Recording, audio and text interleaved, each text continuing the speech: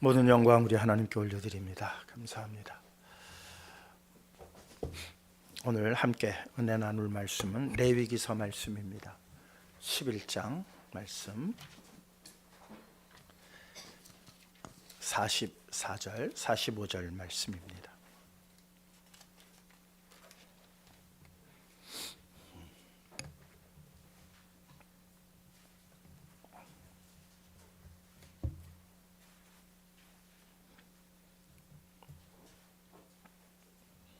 찾으신 줄 알고 말씀 봉독합니다.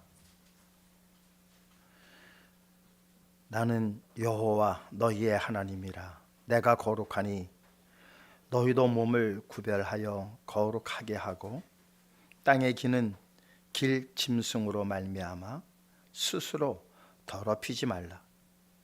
나는 너희의 하나님이 되려고 너희를 애굽 땅에서 인도하여 낸 여호와라. 내가 거룩하니 너희도 거룩할지어다. 아멘. 기도하시겠습니다.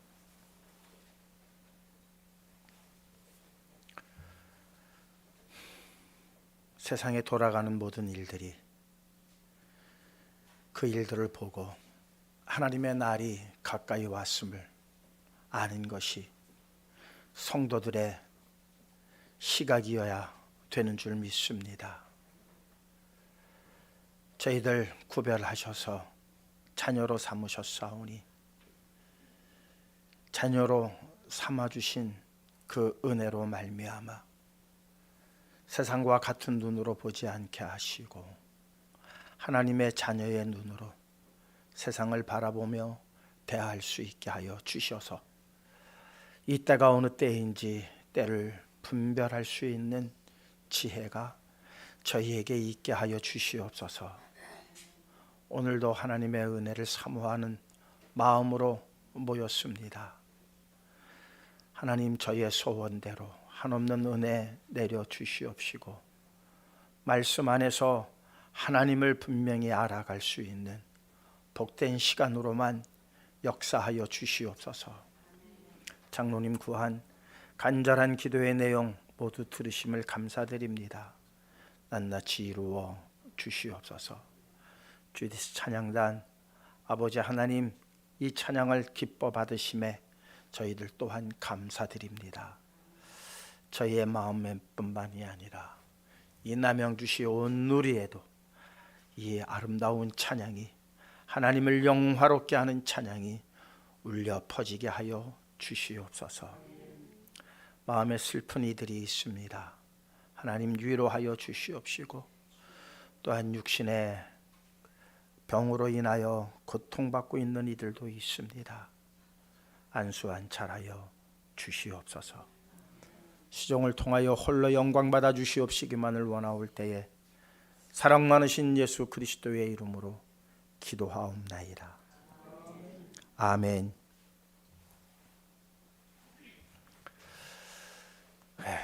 오늘 함께 은혜 나눌 말씀의 제목은 어떻게 하면 우리가 거룩해질 수 있을까? 라는 제목으로 함께 은혜를 나누려고 합니다. 거룩이라고 하는 이 단어를 생각을 해봤어요. 저는 이게 한자어인 줄 알았어요. 그래서 이 거룩을 막 찾아보는데 한자어에서도 안 나와요. 그래서 우리 국어 선생님한테 물어봤어요. 우리 이효신 집사님한테, 국어 선생님이셨거든요. 물어봤어요. 거룩이라는 단어가 도대체 못 찾겠다. 야, 한문 같은데 어떻게 되는 거야? 하고 물어봤더니 우리 이효신 집사님도 갑자기 놀래더라고요. 한문 아니요? 나도 한문에서 나온 줄 알았는데. 그랬더니 그 집사님도 바쁘게 아마 이제 오늘 이제 국어 선생님이셨으니까 그 한국어 국어원이 있어요. 국어원 거기 그 사이트에 들어가서 봤더니 거룩이라는 단어가 한자에도 없어요. 물론 이제 한글 단어에는 뭐 간단하게 나왔어요. 네, 나와 있는데 이게 뭐지 하다가 막 그래서 찾아봤어요. 그때 또 사이트를 하나 보내주더라고요. 그랬더니 거룩이라고 하는 말이 순우리말이었더라고요. 거룩이라고 하는, 그러니까 우리 고어 사전에 나와 있대요. 그러니까 우리가 보는 사전에는 없어요. 아주 국어원에 있는 아주 고어 사전집에 이제 겨우 찾아 들어가 봤어요. 그랬더니 옛날에 거륵이라고 썼대요. 거륵. 이게 이제 유래가 된 거예요. 그게 파생이 돼서 지금 거룩이라고 하는데, 거르다, 걸려내다 라는 의미래요. 근데 이 성경에 나온 이 거룩이 우리가 생각하는 거룩하다 그러면 어떤 생각들을 많이 하세요? 거룩하다. 네? 성스러운. 물론 분명히 그 뜻이 있어요. 성스럽다라고 하는. 근데 그게 이제 거룩성이잖아요. 근데 이제 성스럽다. 이제 그러다 보니까 그 성스러움을 나타내는 일들을 보고, 예를 들면 이런 거죠. 특히 이제 오래된 유럽에, 또 특히 이제 캐톨릭 쪽에 가게 되어지면 어떤 분위기라는 게 있잖아요. 그 제단의 분위기라든가, 이건 뭔가 거룩하다라고 하는 느낌을 이렇게 갖게 하잖아요. 그러니까 이제 우리가 생각하는 거룩은 그쪽으로 많이 이렇게 치중이 되어져 있어요. 뭔가 시각적으로 웅장하고 뭔가 우리를 좀 이렇게 유압적인 그러한. 그래서 뭐 이것을 제가 반대하는 건 아니에요. 반대하는 건 아닌데 필요할 때는 좀 입기도 해야 되는데, 이 목사님들 자꾸 가운 입는 거, 이게 거룩한 모습을 뭔가 거룩해 보이려고 하는 하나의 노력, 방법 이런 걸 것 같아요. 그래서 옛날에는 목사님들 머리에 기름 쫙 바르고 이렇게 팔대기로 가름막하고 걸음걸이도 아주 조심조심하게 걷고, 성경도 탁 이렇게 끼고 이렇게 아주 그렇게 하면서 그것을 보는 성도님들이 참 목사님 거룩하다라고 느끼게끔 이렇게 뭔가 분위기를 조성하고 만들어가는 것에 우리가 익숙해져 있었죠. 물론 하나님은 진짜 거룩하신 하나님이에요. 그러니까 우리가 지금 한국어로 표현되어져 있는 이 거룩은 아주 택도 없어요. 그걸로 우리 하나님의 거룩성을 표현할 길이 없어요. 네. 그래서 이 히브리어 보니까 코데시, 카데시, 카도시 이렇게 그 거룩이라고 하는 단어가 이렇게 오늘 본문에도 나는 여호와 너희의 하나님이라 내가 거룩하니, 코데시예요. 내가 거룩하니 너희도 몸을 구별하여도 뭐예요? 카다시. 이건 카다시. 앞에 거는 코데시, 구별하여는 카다시. 그 다음에 구별하여 거룩하게 하고 할 때는 카도시 이렇게 돼 있어요. 그 다음에 내가 맨 45절에 인도해낸 여호와라 내가 거룩하니 카도시 너희도 거룩할지니라 카도시 이렇게 돼 있어요. 다 같은 동의어예요. 동의어인데 약간의 뉘앙스가 조금씩 달라요.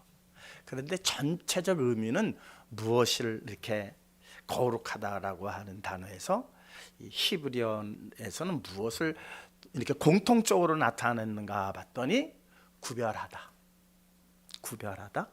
성별하다. 이제 그런 쪽이 그 해석이 아주 강조가 되어 있어요. 물론 본질적으로 거룩하다라고 하는 것은 카도시예요. 카도시라고 하는 요 단어에 대해서는 오후 찬양 예배 때 제가 조금 더 자세하게 설명을 해드리겠습니다. 어쨌든 오늘 본문 말씀에 내가 거룩하니 너희도 무엇하라? 거룩하라 그래요. 거룩할 수 있을까요? 우리 정말 근데 오늘 본문에만 그러는 게 아니에요. 오늘 본문에만 한번 그냥 내가 거룩하니까 너희도 거룩하라 이렇게 하신 게 아니에요. 거듭 말씀하세요. 우리 한번 두 구절만 찾아보실게요.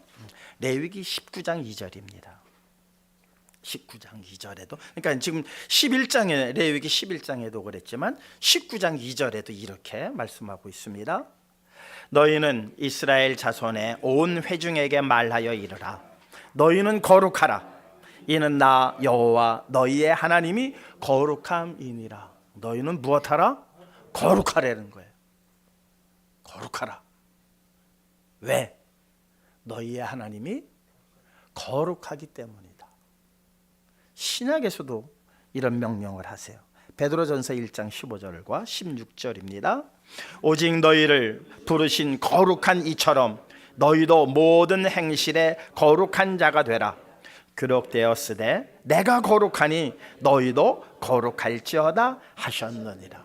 이제 레위기의 말씀을 인용해서 베드로가 당시 성도들에게 명령하는 거예요.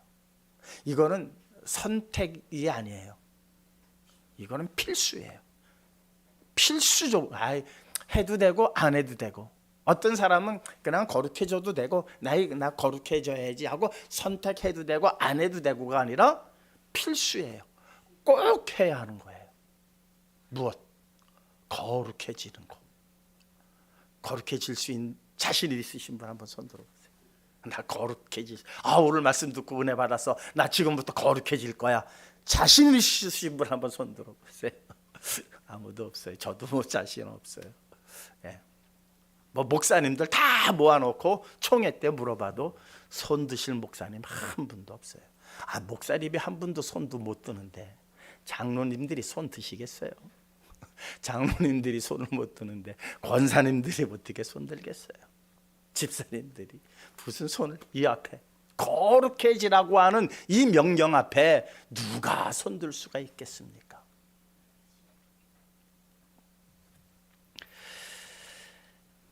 사무엘상 6장 20절은 이렇게 말씀하고 있습니다. 함께 읽겠습니다. 베세메스 사람들이 이르되 이 거룩하신 하나님 여호와 앞에 누가 능히 서리요? 그를 우리에게서 누구에게로 올라가시게 할까 하고. 베세메스 사람들, 유대인들이에요. 블레셋과의 전쟁에서 이스라엘이 대패를 했어요. 대패를 하고 나서 어떻게 됐어요? 하나님의 교회를 빼앗겼어요. 그 하나님의 교회가 어떤 교회예요? 근데 그걸 빼앗겼어요. 난리가 났겠죠. 블레셋 사람들이 신이 난 거예요.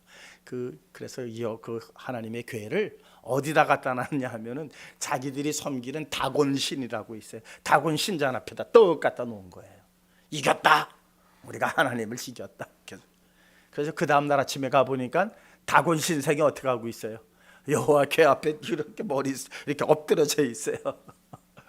그러니까 사람들이 이게 무슨 일이냐고 이제 다곤 신을 다시 세우고 원위치려 놨어요. 그 다음 날 가 보니까 어떻게 돼 있어요? 다곤 신이 머리가 잘리고 팔목이 잘려서 문지방에, 참 문지방들 안 밟으시나요? 요즘은 이제 문지방이 없어졌어요. 옛날 우리나라에도 문지방은 밟으면 아주 혼났었어요. 그 후로부터 이 블레셋 사람들이 문지방을 밟지 않더라 이렇게 돼 있어요. 문지방 밟으셔도 됩니다. 우리도 그냥 어렸을 때 문지방 밟으면 혼난 적이 있어요. 다행히 요즘 문지방들을 다 없애버렸더라고요. 그래서 이걸 어떡할꼬? 블레셋 사람들이 야 이거 다시 보내자. 왜냐면 그러고 나니까 막 악한 종기가 나고 난리가 난 거예요. 그래서 이걸 이제 베세메스로 올려보내는 거예요. 그랬더니 베세메스 사람들이 막 신들이 났죠. 그러다가 살짝 들여다봤어요. 어느 성경에는 70명이 죽었다고 그러고 어떤 성경에는 5만 70명이 죽었다 이렇게 돼 있어요. 거기 이제 문서마다 좀 달라요. 그렇게 죽은 사건 앞에서 베세메스 사람들이 말하는 거예요. 거룩하신 하나님 앞에 누가 서리요? 그래요. 우리는 하나님 앞에 떳떳하게 설 수 있는 사람 아무도 없습니다.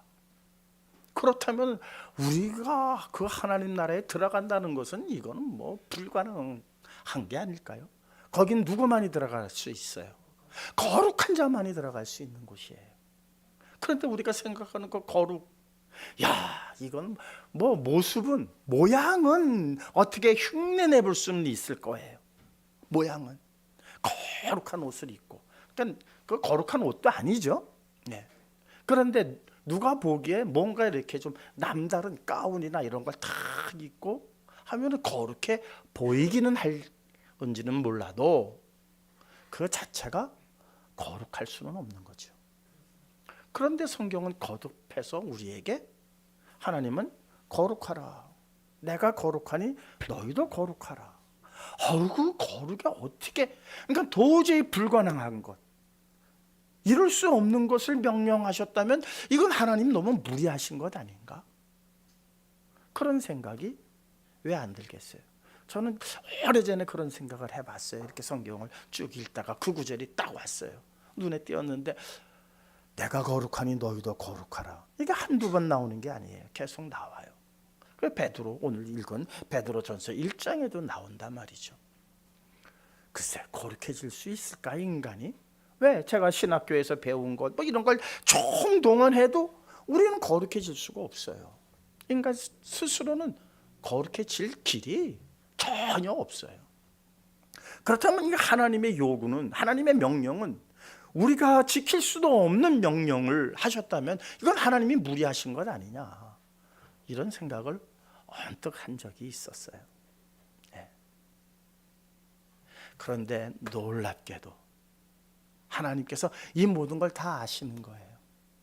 그렇게 해서 하나님께서 아예 거룩해질 수 있는 길을 하나 탁 만들어 놓으신 거예요. 너희의 노력, 열심으로 되는 게 아니라 내가 방법을 하나 줄게 하고 방법을 하나 딱 주셨어요. 그러니까 거룩해질 수 있는 길은 이 방법뿐이 없어요. 근데 할 수 있어요. 할 수 있어요. 우리가 생각하는 그 거룩이 아니에요. 그 거룩이 아니에요. 지금 성경이 카도시, 가데시, 가다시라고 하는 이 말씀 안에서 우리가 쫙 길이 하나가 열려 있더라고요. 어디에 열려 있는가 보시자고요. 출애굽기 30장 25절에서 29절입니다. 함께 읽겠습니다. 그것으로 거룩한 관유를 만들되 향을 제조하는 법대로 향기름을 만들지니 그것이 거룩한 관유가 될지라. 너는 그것을 회막과 증거계에 바르고 상과 그 모든 기구며 등잔대와 그 기구이며 분향단과 및 번제단과 그 모든 기구와 물두멍과 그 받침에 발라 그것들을 지극히 거룩한 것으로 구별하라. 이것에 접촉하는 것은 모두 거룩하리라. 놀랍지 않아요? 예. 지금 하나님 성소를 이제 만드셨어요. 이게 모세를 통해서 이렇게 성막을 이제 지으라고 말씀하셨어요. 그리고 그 앞에 놓여져 있는 이런 물건들이 이제 몇 가지가 있어요. 거기다가 무엇으로 하느냐? 관유를 바르래요. 관유. 그래서 이 앞에는 관유를 만드는 제조 방법이 쭉 나와 있습니다. 19장에는 제사장 아론과 아론의 후손들에게 제사장복을 입게 해요. 그리고 거기다가 뭐를 하냐? 이 관유를 뿌려요. 관유를 뿌림으로 그들이 뭐 해지는가 봤더니 거룩해지더라고요. 거룩해지는 게 제사장들이 막 모든 것을 다 끊고 뭐 정말 죄된 것은 생각도 안 하고 만지지도 않고 보지도 않고 뭐 그것을 한 달이든 두 달이든 막 그렇게 해가지고 거룩해지는 것이 아니라 관유를 뿌리더라고요. 제가 19장 말씀, 출애굽기 19장 말씀, 이건 제가 찾아서 읽어드릴게요. 네.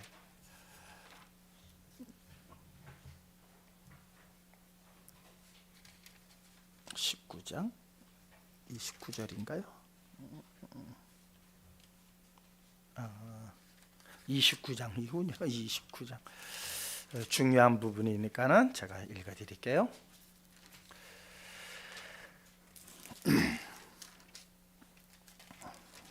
그냥 해놓을 걸 그랬어요.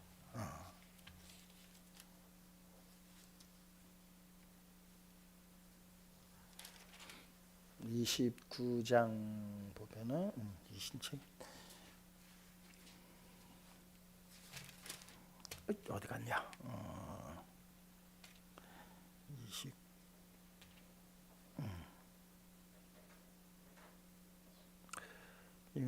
여기도 계속 거룩한 것이 나오는데 여기 있네. 44절에 있네요.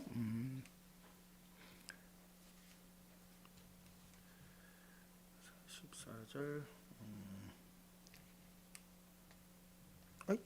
찾아놓고는 제가 이따가 오후 찬양 예배 때 찾아드릴게요. 옷을 입히고 관유를 뿌리면 제사장들이 거룩해지는 그러한 방법을 하나님께서 이미 만들어 놓으신 거예요. 그러니까는 스스로 노력해서가 아니라 어떻게 거룩해질 수 있는가 봤더니 이 거룩한 제단에 또 거룩한 성물들에게 무엇하면 접촉하면 그것이 거룩해지리라 이렇게 돼 있어요. 그런데 그 관유를 만드는 그 관유가 주재료가 뭔가 봤더니 몰약이에요. 그죠? 몰약이에요. 몰약 가지고 만드는 거예요. 물론 이것저것 섞어요. 섞어서 만드는데 그 중에 주재료가 몰약이에요. 몰약하면은 성도님들 생각나시는 장면이 떠오르시나요? 네? 네. 예수님의 태어나실 때 동방박사 세 사람이 뭘 예물로 드리죠? 예, 황금, 유황, 그다음에 몰약이에요. 황금은 왕권을 얘기하시고, 그다음에 유황은 재물이 되심을 의미해요. 재물이 되심을 의미하는 게 유황이 의미하는 거예요. 몰약은 이게 바로 거룩이라고 하는 상징적인 거예요. 왜? 계속해서 성막에서 사용되어진 게 이 관유. 그래서 이 관유를 만드는 방법을 가지고 다른 것을 만들면 안 돼요. 지금 제조 방법이 딱 무엇에만 사용되어져야 하느냐? 우리가 일상에 필요한 것들의 기름을 만들기 위해서 그 제조 방법을 사용하면 안 된다라고 딱 못 박아놨어요. 이것은 어디에만 사용해야 된다? 성소에서만 사용해야 돼요. 성막에서만 사용해야 돼요. 왜? 그것으로 모두가 깨끗해지기 때문이죠. 예수님께서 태어나실 때뿐만 아니라 언제도 그 모략을 받으셨나 한번 볼까요? 네, 요한복음 19장 39절이죠. 네, 함께 읽겠습니다. 일찍이 예수께 밤에 찾아왔던 니고데모도 모략과 침향 섞은 것을 100리트라쯤 가지고 온지라. 또 예수님께서 십자가의 마지막 고통 가운데 계실 때에도 모략을 탄 포도즙을 입에다가 갖다 대니 이런 구절도 있어요. 그러니까 이 모략이라고 하는 이 단어는 거룩이라고 하는 단어와 뗄래야 뗄 수가 없어요. 뗄래야 뗄 수 없는 단어가 바로 이 모략이라고 하는 이 약품이에요. 지금 한약 재료로 많이 사용이 된다고 그래요. 우리나라에서도 이 모략은 방부제 역할도 하고요. 우리 어떠한 염증을 치료하는데 아주 특효라고 그래요. 한방에서는 그래요. 우리나라에서는 나질 않아요. 그래서 계속 수입을 해와야 돼요. 어느 쪽에서 많이 수입을 해오느냐? 저 아프리카 쪽에서 많이 수입을 해오는데 감람나무과예요. 감람나무과의 그 나무에서 이것을 상처를 내서 나무에 상처를 내면 그 즙이 나오죠. 이렇게 그것을 놔두면 응결이 된대요. 응결이 되는 것을 모아가지고 그것을 사용해서 만드는 게 바로 이 관유예요. 자, 예수님과 한번 이렇게 그것을 연계시켜 보시자고요. 그리스도라고 하는 말이 무슨 뜻이죠? 기름 부음을 받은 자예요. 그러니까 그리스도라고 하는 그 단어 자체가 기름 부음을 받았다는 거예요. 기름을 무슨 기름을 부으셨겠어요? 관유죠. 관유는 거룩하게 하는 능력의 상징이거든요. 그래서 하나님께서 성막을 지으실 때서부터 시작해서 계속해서 그 관유를 바르고 관유를 뿌리고, 그러면은 뿌림을 받은 자는 거룩해지고, 그 제사장은 그 뿌림을 받은 그 옷을 입고 꼭 제사를 진행하고 나올 때는 어떻게 해야 돼요? 그 옷을 벗어야 돼요. 그 옷을 입고 돌아다녀서는 안 돼요. 그것은 꼭 하나님께 제사 드릴 때만 사용하는, 입어야 하는 의복이에요. 왜? 거룩하기 때문에. 그래서 죄 지은 사람이 제단에 가서 뿔을 딱 잡아요. 그러면은 용서를 받는다고 그래요. 누가 한번 그랬죠?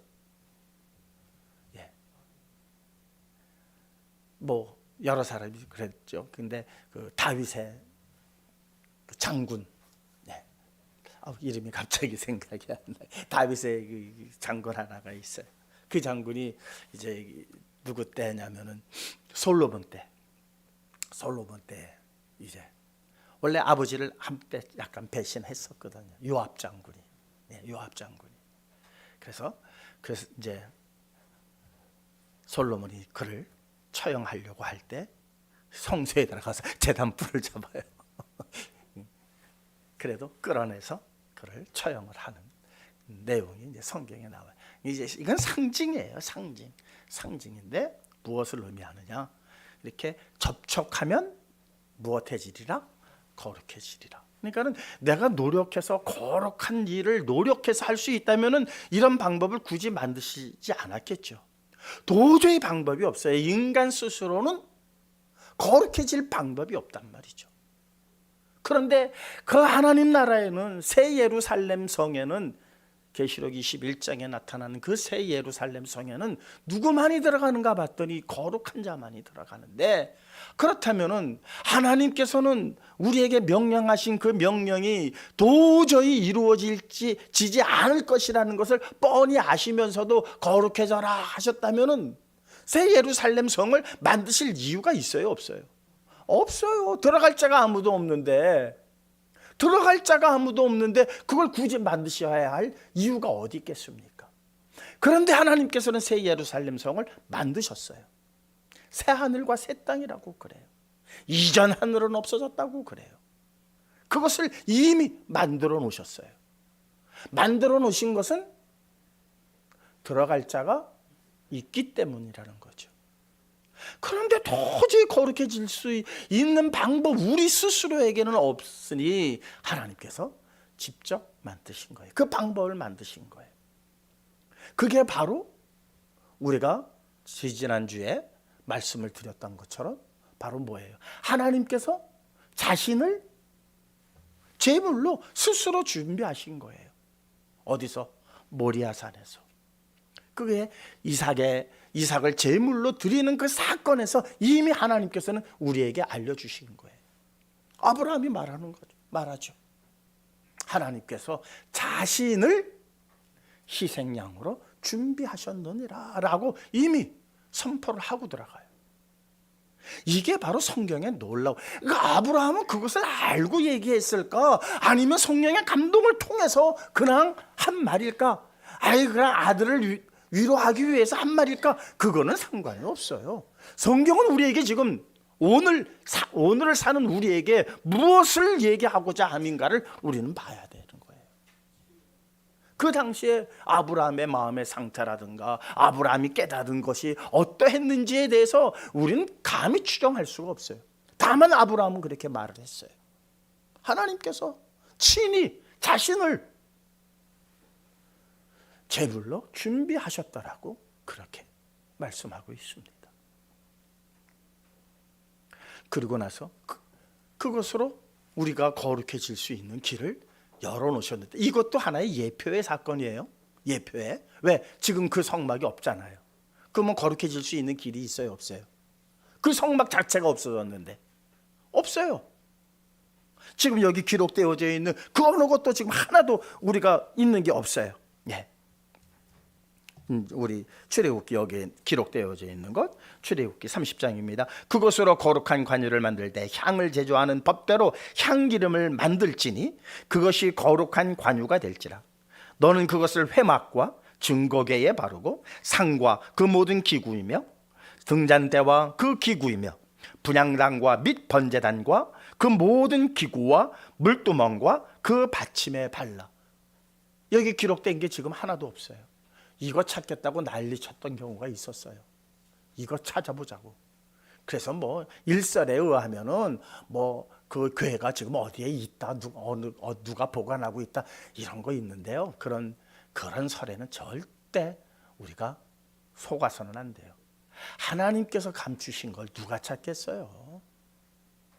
하나님께서 더 이상 예수 그리스도 이후에 그것은 더 이상 필요 없는 하나의 상징물이거든요. 이 그리스도를 예표하는 상징물이에요. 그 실상이 오셨어요. 그것이 뭐가 소중해요? 아무것도 소중하지. 역사적 가치는 얼마나 있을는지는 모르겠어요. 고고학적으로 그것의 가치가 대단할지는 모르겠어요. 그것이 발견된다면은, 그것이 정말 경매에 나온다면은 엄청난 금액으로 그렇게 누군가가 사갈 수도 있겠지요. 그러나 성경의 뜻에 비추어 봤을 때에는 그냥 하나의 괴짝에 불과한 거예요. 왜? 그리스도가 이미 오셨기 때문에. 그 실체가 오신 거예요. 그 실체가 태어나실 때부터 모략을 예물로 받으시면서 그분의 일생이 시작되셨어요. 그리스도라고 하는 그 이름 자체는 기름 부음 받은 자예요. 그렇기 때문에 이미 이 관유를 뭐 발라 거기에 접촉되는 자는 다 거룩해지리라 하신 이 예표의 말씀이 실상으로 그리스도께서 오신 거예요. 그러면 우리는 누구와 접촉을 해야 합니까? 그리스도와 접촉을 하면 되는 거예요. 엉뚱한 거 찾아가지고 그거 접촉할 필요 없어요. 요즘 문제가 되는 정명석. 정명석의 교리가 어디서부터 나온 거예요? 문성명이한테 나온 거예요. 거룩해지려면 뭐 해야 된다? 여기 접촉이라고 하는 단어를 요상하게 해석을 한 거예요. 문선명이가. 젊었을 때는 괜찮았어요. 몇몇 여성들 성관계로 이렇게 해가지고 너희들은 거룩한 사람들이라 이렇게 거짓말을 하기 시작했어요. 성도가 불어나기 시작을 했어요. 감당이 안 돼요. 그 사람들을 다 거룩하게 하려니 이 노인네가 무슨 감당이 되겠어요. 그때부터 한 게 뭐예요? 피가림이에요. 피가림. 지금 누가 하고 있어요? 정명석이 그 짓거리를 하고 있는 거예요. 하나님의 말씀을 교묘하게 바꿔가서, 그러니까 사람들이 왜 이 말씀들을 그렇게 설명을 해 나가면은 이것도 꼬박 속아 넘어갈 수도 있겠더라고요. 그게 바로 문선명이가 한 짓이고, 그게 바로 정명석이가 그 교리를 그대로 따라서 하는 거예요. 그리스도와 접촉하는 것, 자기가 그리스도라는 거예요. 그러면서 자기하고 접촉해야 된다는 거예요. 그러면 악수만 해주면 됐지.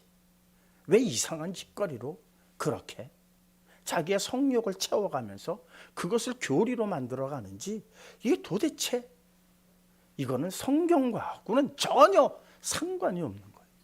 이런 일들이 앞으로 무수하게 일어날 거라는 거예요. 성경을 그렇게 교묘하게 바꿔서 교리를 만들어내는 일입니다. 사랑하는 성도 여러분, 오늘 우리는 분명히 알아야 합니다. 우리는 거룩해져야 합니다. 거룩해지기 위해서 하나님께서 이미 방법을 우리에게 알려주셨고, 그 방법의 실상이 2000년 전에 이 땅에 오셨습니다. 그리스도 안에서 우리는 거룩해질 수 있습니다. 다른 길 하나도 없습니다. 그 외에 어떤 방법도 우리는 거룩해질 수 있는 방법이 없습니다. 관유로 기름 부으신 그와 접촉을 해야 합니다. 그리스도와 접촉할 수 있는 방법은 무엇이 있을까요? 2000년 전에 돌아가셨는데 하늘에 계신데 그 그리스도와 우리는 무엇으로 접촉을 해야 하나요? 그래서 그리스도는 무엇이라고 말씀합니까? 말씀이라고 그래요. 그리스도는 무엇이다? 말씀이다. 말씀이 육신이 되어 이르셨어요. 그러니까 그리스도께서 하신 그 모든 말씀 안에 우리가 거하여지면은 뭐가 되는 거예요? 거룩한 자가 되는 거예요.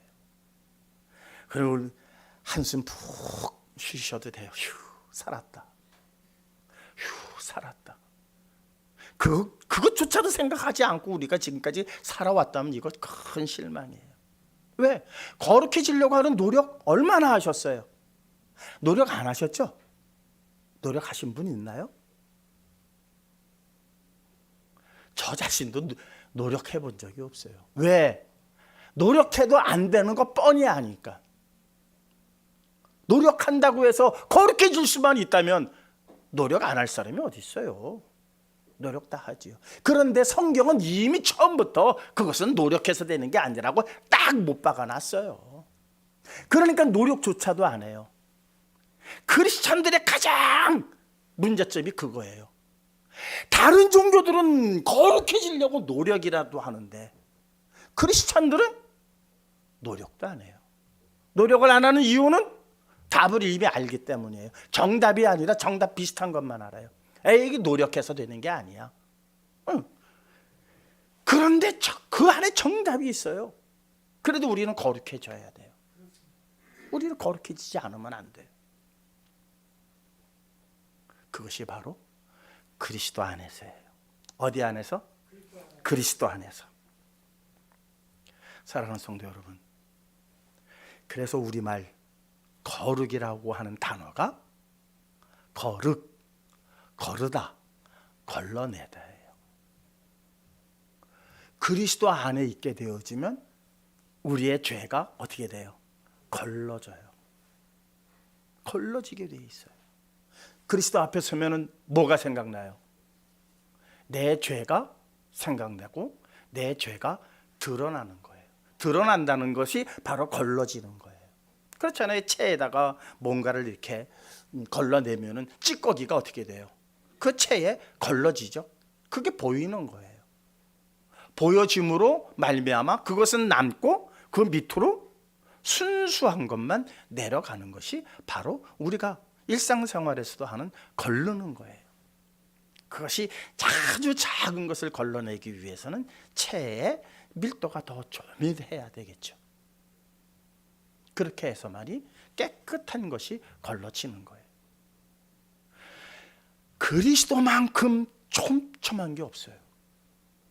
그리스도뿐만이 우리의 모든 아주 눈에 안 보이는 것까지 싹 걸러낼 수 있는 것은 그리스도라고 하는 예수 그리스도의 그 말씀뿐이 없다는 사실입니다. 우리는 그 말씀 안에서 걸러내어져야 한다는 사실입니다. 그래서 성경 안에서 우리가 왜 이렇게 순종하라, 순종하라, 순종하라를 강조하셨나? 다른 거를 순종하라는 게 아니죠. 뭐를 순종하라? 말씀에 순종하라는 거예요. 말씀에 순종한다는 것은 걸러내는 거예요. 자신을 걸러내는 거예요. 예수 앞에 우리가 성전에 나와서 기도할 때 내 죄가 생각이 안 나면 그거는 참 믿음이 아닌 것 같아요. 먼저 나와서 남의 죄만 보이면은 그건 참 믿음이 아닙니다. 우리는 지금 자꾸 남의 죄만 봐요. 남의 죄만. 아유, 저런 사람이 어떻게 또 여기 왔어? 이런 경우도 있고요. 아유, 저거 내 돈 떼어먹고 어떻게 뻔뻔하게 여기 와 있어? 이런 사람도 있고요. 아니에요. 남의 죄가 보이는 것이 아니라 내 죄가 보여야 내 죄가 어떻게 되어지는 거예요? 걸러지는 거죠. 이 걸러짐에 그래서 참 우리말이 제가 왜 국어사전 얘기를 하고 고사전을 얘기하고 국어선생님 얘기를 했는가 하면 거룩이라고 하는 단어가 너무너무 정확한 단어이기 때문이에요. 우리 성경에 이렇게 정확하게 표현해낼 수 있는, 글쎄 영어로는 홀리예요. 내 홀리가 가지고 있는 그 단어의 뉘앙스 가지고는 이 거룩이라고 하는 것을 다 드러낼 수가 없어요. 물론 분명한 것은 하나님은 거르셔야 할 뿐이 아니에요. 거룩하신 하나님이라고 하는 그 거룩은 우리 인간에게 적용되어지는 거룩은 결코 아니다. 이것은 분명히 먼저 말씀을 드리는 거예요. 그런데 하나님의 그 거룩하심을 나타낼 만한 단어가 없어요. 이 세상에는 모든 단어가 오염되었기 때문이에요. 인간이 만들어낸 모든 언어는 다 이미 오염이 되어져 있기 때문에 하나님의 거룩하심을 나타낼 만한 그 어떤 단어가 이 세상에는 존재하지 않는다는 거예요. 그래서 하나님의 이름은 뭐예요? 나는 나다. 나는 나다. 이게 하나님의 이름이에요. 그게 여호와라고 하는 이름의 내용이라는 사실입니다. 그러니까 그 하나님을 표현할 수 있는, 그러니까 하나님이 우리에게 당신을 나타낼 수 있는 그 단어가 그것뿐이 없어요. 인간이 사용하는 단어에서는. 야, 난 나야 이놈아. 나는 나야. 네가 내 이름 왜 물어봐? 내가 내 이름 내게 알려주면 네가 그거 해석이나 할 수 있을 줄 알아? 발음조차도 할 수 있을 줄 알아? 어림도 없어. 이거는 천상의 언어야. 그 천상의 언어를 너희들에게 들려준다고 한즉 너희들은 이해도 할 수 없고 표현도 할 수 없고. 그래서요, 이스라엘 사람들이 야훼라고 하는 단어를 입에 올리지도 않았어요. 그걸 알기 때문에 지금 우리가 진짜 건방지게 여호와 야훼 그러고 앉아 있죠. 이스라엘 사람들은요, 히브리 사람들은 야훼라고 하는 단어를 쓰고 나면은 그 붓을 꺾어버렸고요. 야훼라고 하는 단어가 나오면은 목욕 재개를 하고 야훼라고 하고 쓰고 읽기를 뭐라고 읽었다? 아도나이라고 하고 읽었어요. 야훼라고 읽지를 못했어요. 아도나이 이렇게 읽었어요. 쓴 것과 발음이 달라요. 야훼라고 하는 이름조차도 우리에게 알려주신 이름이에요. 우리 언어로 우리가 이해할 수 있는 최상의 단어가 여호와인데 그것을 부르기도 너무 두려워서 감격스러워서 부르지도 못했고, 쓰기는 써야 하는데 한 번 쓰면은 그 붓은 더 이상 사용하지 못하도록 부러뜨려 버렸어요. 이것이 바로 이스라엘의 역사고 성경의 역사입니다. 그런데 그분이 이 땅에 오신 거예요. 기름 부음을 받은 자로 오셨어요. 그리고 그분 안에서 우리의 모든 죄가 걸러지는 그러한 역사를 이루어 가고 계시다는 사실입니다. 어떻게 하면 거룩해질 수 있을까? 이제 답 아셨죠? 답을 알았는데 엉뚱한 데 가서 해결하려고 노력하는 것은 미련한 일 아닙니까? 예. 우리의 목적은 무엇입니까? 새 예루살렘에 들어가는 겁니다. 거룩하지 않으면 들어갈 수가 없는 그 새 예루살렘. 그 새 예루살렘에 들어갈 수 있는 길을 딱 길 하나 만들어 놓으셨습니다. 그래서 그리스도 외에는 구원이 없다. 다른 이름으로는 구원을 준 적이 없다. 이 말씀 끝까지 명심하시기 바랍니다. 이제 세상이 악해졌습니다. 별의별 사람들이 다 일어날 겁니다. 우리 도대체 정명석 저 사람한테 왜 판검사들이 가가지고 저렇게 정명석을 찬양할까? 이해가 됩니까? 그런데 현실이에요. 판검사가 거기 가서 신앙을 하고 있고요. KBS PD도 들어가 있고요. 별의별 정말 사회의 지도층이라고 하는 사람들이 다 들어가 있어요. 무슨 말에 현혹이 되었을까? 그만큼 기묘하게 성경을 살짝 바꿨다는 거예요. 그럴싸하게, 보함직하게, 먹음직하게 마귀는 그렇게 역사를 합니다. 우리는 정말 하나님의 참 자녀들이기 때문에 야, 어떻게 저런 사람한테 사람들이 저렇게 모여들까? 그러지만은요, 마귀는 집요하게 그렇게 역사를 할 거예요. 이제 이런 일들이 우리 주변에서 수도 없이 일어납니다. 여러분들은 오늘 백신 하나씩 맞은 거예요. 무슨 백신? 그러한 이단 사이비들한테 절대 빠지지 않는 백신을 하나씩 맞은 거예요. 그리스도 외에는 없어. 예수 외에는 구원에 이를 길이 없어. 기름 부음을 받은 그리스도 외에는 우리의 죄가 걸러질 수 있는 그 길이 전혀 없어. 우리는 주님만 바라보고 주님만 증거하는 교회에서 우리는 주님만 찬양하고 나갈 거야. 다짐하며 나가실 수 있는 저와 여러분들 되시기를 주님의 이름으로 축원합니다. 기적과 이적 따라가지 마십시오. 기적과 이적 행했던 사람들 수도 없이 많습니다. 그런데 다 이단으로 규정되어져 있습니다. 박태선이 기적 이적 이 독서에서 많이 나타냈습니다. 정말 많이 나타냈습니다. 그 시대에 살던 사람들은 다 알아요. 그런데 그 기적과 이적은 그리스도의 본 우리의 죄를 거르게 하는, 거룩하게 하는 일과 전혀 상관이 없어요. 전혀 상관이 없어요. 오늘 이 시대 우리에게 유일한 거룩에 이를 수 있는 그 길은 그리스도께서 우리에게 주신 말씀 외에는 전혀 없다는 사실을 다시 한번 꼭 기억하시고, 이단들이 판을 칠 때에 절대로 흔들리지 아니하시는 우리 성도님들 모두 되시기를 다시 한번 주님의 이름으로 축원합니다.